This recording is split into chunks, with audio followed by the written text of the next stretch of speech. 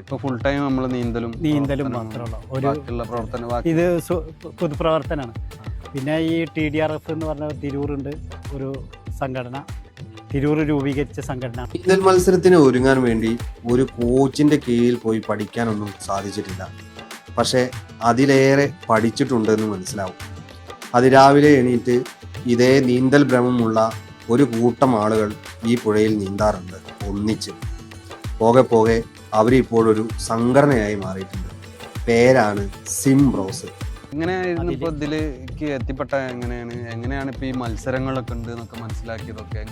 ആദ്യത്തെ മത്സരം ഞങ്ങള് മലപ്പുറത്ത് നിന്ന് ആളെടുക്കുന്നുണ്ട് എന്ന് പറഞ്ഞപ്പോൾ മലപ്പുറം പോയിട്ട് അവിടെ ഒരു ചെറിയ സെമിഫൈനൽ ഉണ്ടായിരുന്നു. അതിൽ മാഷക്ക് കൃഷ്ണൻകുട്ടി മാഷുണ്ട്, മാഷക്ക് ഞാൻ ട്രെയിനിങ് കൊടുത്തു. അതിൽ എന്നെ സെലക്ട് ചെയ്ത് കണ്ണൂർ മിലിറ്ററി ക്യാമ്പിലാണ്, കണ്ണൂർ മിലിറ്ററി ക്യാമ്പിലാണ് സെമിഫൈനൽ ഉണ്ടായിരുന്നത്. അതിൽ ഞങ്ങൾ ഇവിടുന്ന് ഒരു ചെറിയ ബസ്സിൽ ഒരു 10-25 പേര് പോയി.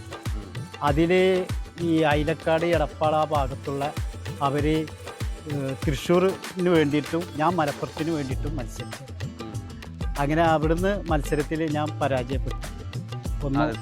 ആദ്യത്തെ മത്സരത്തിൽ പരാജയപ്പെട്ടു. തന്നിരുന്നു. പക്ഷെ ആദ്യത്തെ കണ്ണൂർത്തെ പുലികളായിട്ടാണ് മത്സരിക്കുന്നത്. അപ്പോൾ